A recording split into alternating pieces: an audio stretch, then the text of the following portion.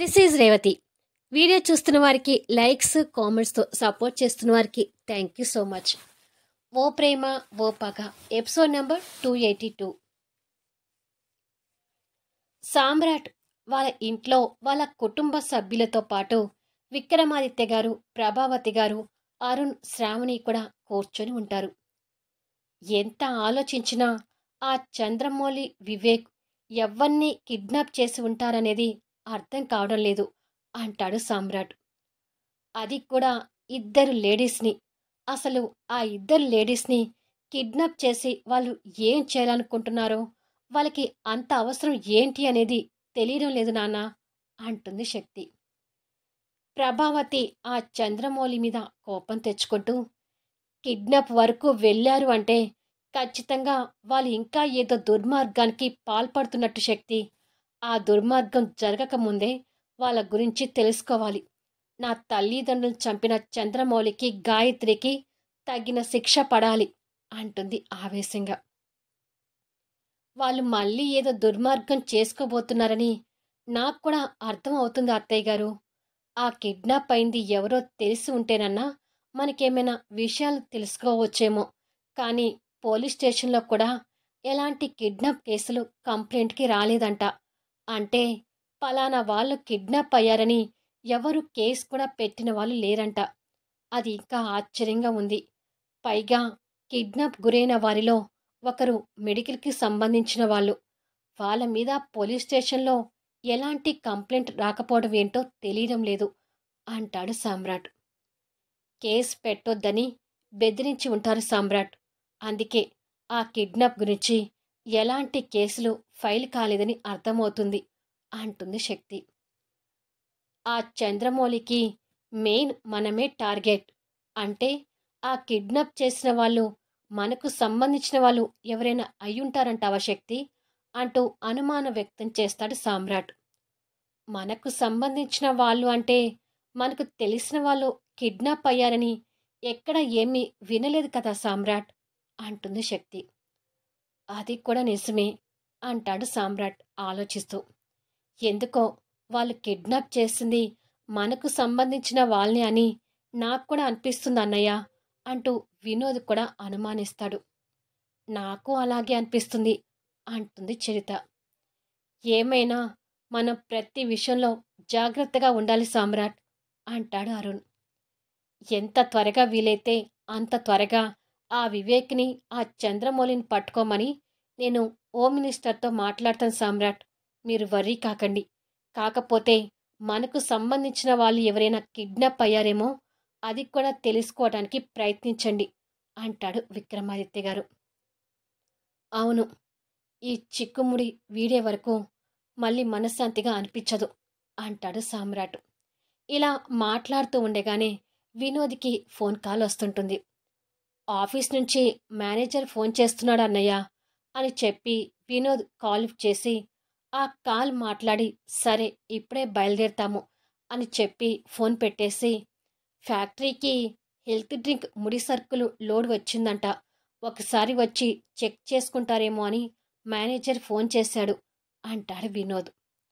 నువ్వు బావా ఫ్యాక్టరీకి వెళ్ళి చూస్తుండండి, నేను హేమచంద్ర గారిని పికప్ చేసుకొని ఫ్యాక్టరీకి వస్తాను అంటాడు సామ్రాట్.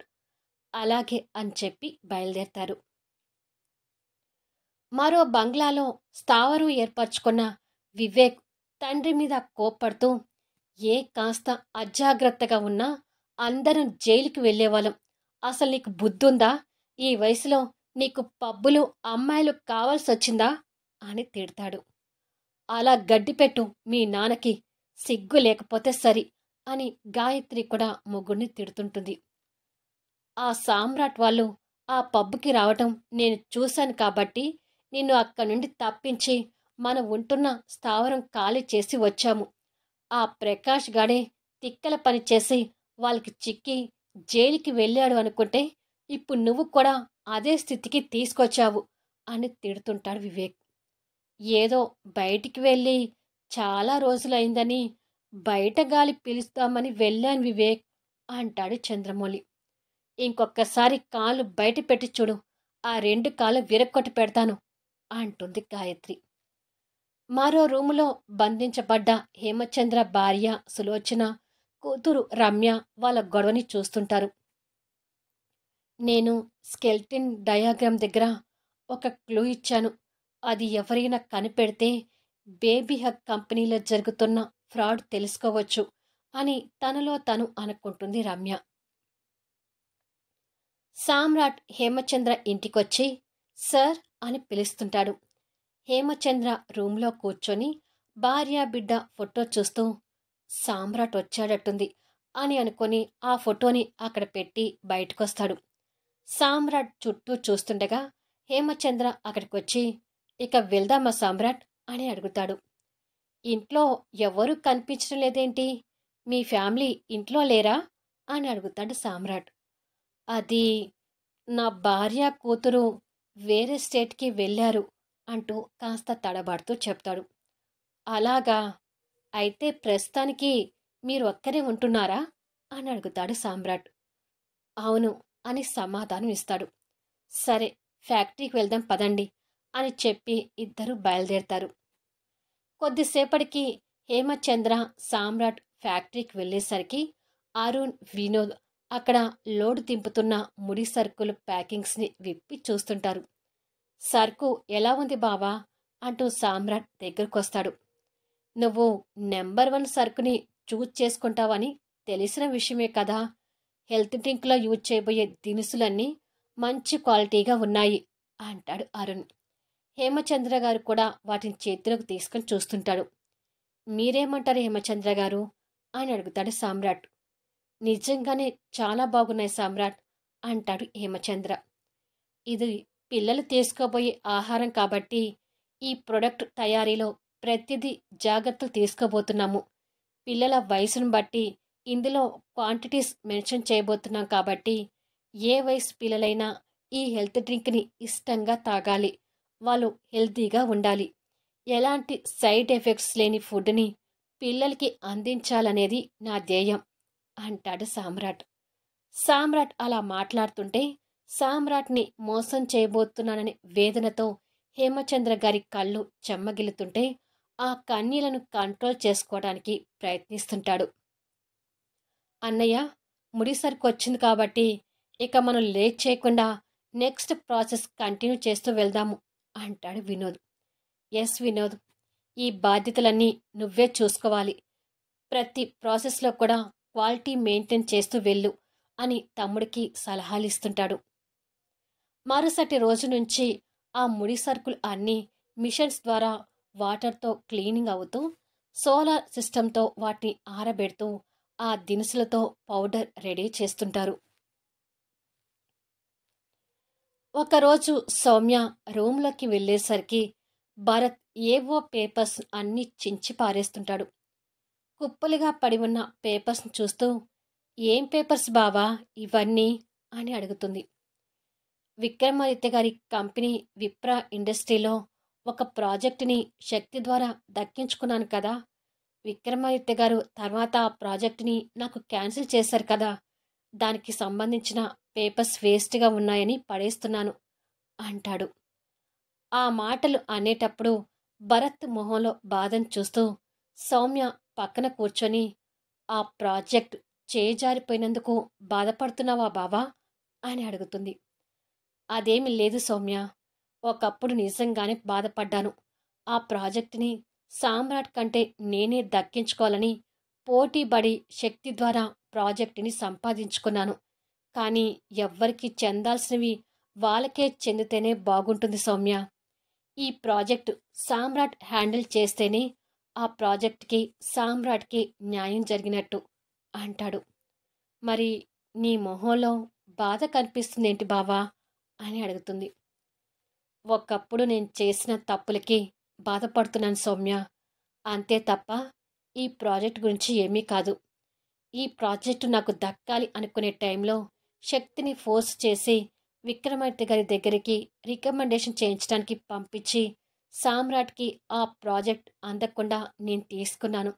సామ్రాట్తో 6 సెన్స్ మాట్లాడించినట్టు ఇప్పుడు నీవి అనుకున్నవి తర్వాత నాకు చేరు అవుతాయని సామ్రాట్ ఆ రోజే అన్నాడు.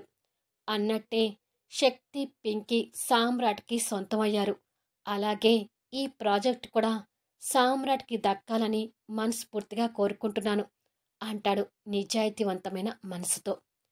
భరత్ మనసులో నుండి నిజాయితీగా వస్తున్న మాటలకు సౌమ్య సంతోషపడుతూ భరత్ మొహాన్ని చేతిలోకి తీసుకొని ఆత్మీయంగా చూస్తుంటుంది. ఏంటి సౌమ్య అలా చూస్తున్నావు అని అడుగుతాడు. నువ్వు మారిపోవాలని ఒకప్పుడు నేను కూడా కోరుకున్నాను బావా. నేను కోరుకుంది జరిగినందుకు సంతోషంగా ఉంది అని చెప్పి భరత్ నుదిటిన ప్రేమగా ముద్దు పెడుతుంది. భార్య ప్రేమకు భరత్ సంతోషపడుతూ తనని దగ్గరకు తీసుకుని, నిజం చెప్పనా సౌమ్య, లేనిపోని విరోధానికి వెళ్ళి సామ్రాట్తో గొడవ పెట్టుకున్నంత కాలం నేను ఎప్పుడూ మనశ్శాంతిగా ఉండలేదు. లైఫ్ అనేది ఎంత అందంగా ఉంటుంది అనేది సామ్రాట్ మీద గెలవాలి అనే అహంకారాన్ని, పొగర్ని వదిలేశాకే తెలిసింది. నా అహంకారం వదిలేశాక నిజంగా నేనిప్పుడు హ్యాపీగా ఉన్నాను అని చెప్పి తన్ని హక్ చేసుకుంటాడు.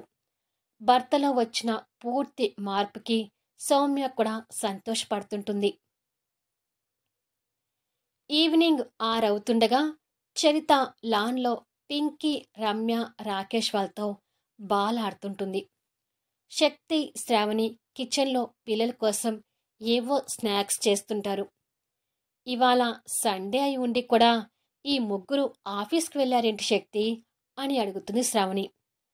ఫ్యాక్టరీలో హెల్త్ డ్రింక్ పౌడర్ మేకింగ్ ఎలా జరుగుతుందో చూడ్డానికని వెళ్ళారు వదినా. అక్కడి నుంచి బయలుదేరామన్నారు. ముగ్గురు ఒకే కారులో వస్తున్నారంట అని చెప్తుంది శక్తి. ఇద్దరు అలా మాట్లాడుతూ ఉండగానే ఇంటి ముందుకి కారు వచ్చి ఆగుతుంది. సామ్రాట్, అరుణ్, వినోద్ ముగ్గురు కారు దిగి లోపలికి వస్తుంటారు. చరిత చిన్నపిల్లలాగా ఆ ముగ్గురితో బాలాడుతుంటే వినోద్ చూసి నవ్వుతూ ఆ ఇద్దరితో కలిసి వస్తుంటాడు. మన ఇంట్లో ఉంది ముగ్గురు పిల్లలు కాదు, 4 పిల్లలు అంటాడు సామ్రాట్ మర్దలు ఆటలు చూసి. నిజమే బామర్ది అంటాడు అరుణ్ కూడా. పిల్లలు వాళ్ళు రావడం చూసి హీరో అంటూ పింకీ, మావయ్య అంటూ రమ్య, రాకేష్ వచ్చి సామ్రాట్ని అల్లుకుంటారు. సామ్రాట్ నవ్వుతూ పిల్లని ముగ్గురిని దగ్గరికి తీసుకొని ప్రేమని పంచుతూ వారిని ముద్దు చేసి వారి కోసం వెంట తెచ్చిన చాక్లెట్స్ ఇస్తుంటాడు. చరిత కూడా వాళ్ళ వైపు చూసి నవ్వుతుంటుంది. అంతలోని చరితకి కళ్ళు తిరుగుతున్నట్టుగా ఉంటాయి. వినోద్, అరుణ్ కూడా పిల్లల్ని దగ్గరకు తీసుకుని వాళ్ళతో మాట్లాడుతూ ఉంటాడు. వినోద్ అలా పిల్లల్ని ముద్దు చేస్తూనే ఏమరపాటుగా చరిత వైపు చూస్తాడు. చరిత కళ్ళు తిరిగి పడబోతుండగా వినోద్ సడన్గా వచ్చి తనని పట్టుకొని ఏమైంది చరిత అని కంగారుగా అడుగుతాడు. అప్పటికే చరిత స్పృహ కోల్పోయి ఉంటుంది. తనని అలా చూసి పిల్లలు, సామ్రాట్, అరుణ్ కూడా కంగారు పడుతుంటారు. ముందు తన్ని రూమ్లోకి తీసుకెళ్ళు వినోద్ అని, నేను డాక్టర్కి ఫోన్ చేస్తాను అని చెప్పి సామ్రాట్ ఫోన్ తీసుకుని డాక్టర్కి ఫోన్ చేస్తుంటే స్పృహ తప్పిన తనని వినోద్ 2 చేతులతో ఎత్తుకొని రూమ్లోకి తీసుకొచ్చి పడుకోబెడతాడు.